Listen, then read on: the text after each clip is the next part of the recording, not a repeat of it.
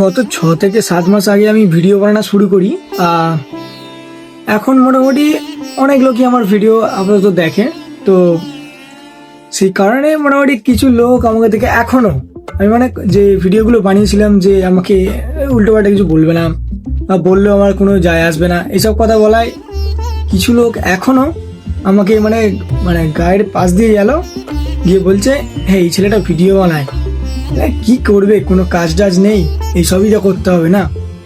তো তাদের মধ্যে এই পাশ থেকে আরেকটা লোক যাচ্ছিল, সে আমার একটা কথা বললো দাঁড় করিয়ে। কথাটা কি শুনবে? বললো যে 5 টাকার কলম দিয়েও যদি কোটি টাকার হিসাব রাখা যায়, পচা জলে ফোঁটা পদ্ম ফুল যদি ভারতের জাতীয় ফুল হয়, তাহলে তোমাকে দিয়েও কিছু হবে।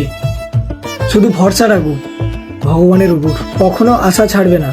একটা কথা মনে রাখবে, দুর্বল তোমার সময়, তুমি না। তো এই কথাটা বলতে মোটামুটি মনের ভেতরে একটা মডিফিকেশন জাগলো বস।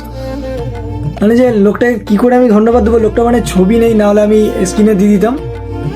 তো ধন্যবাদ তোমাকে বা আপনাকে, থ্যাংক ইউ, অনেক অনেক ধন্যবাদ স্যার এই কথাটা আমাকে বলার জন্য।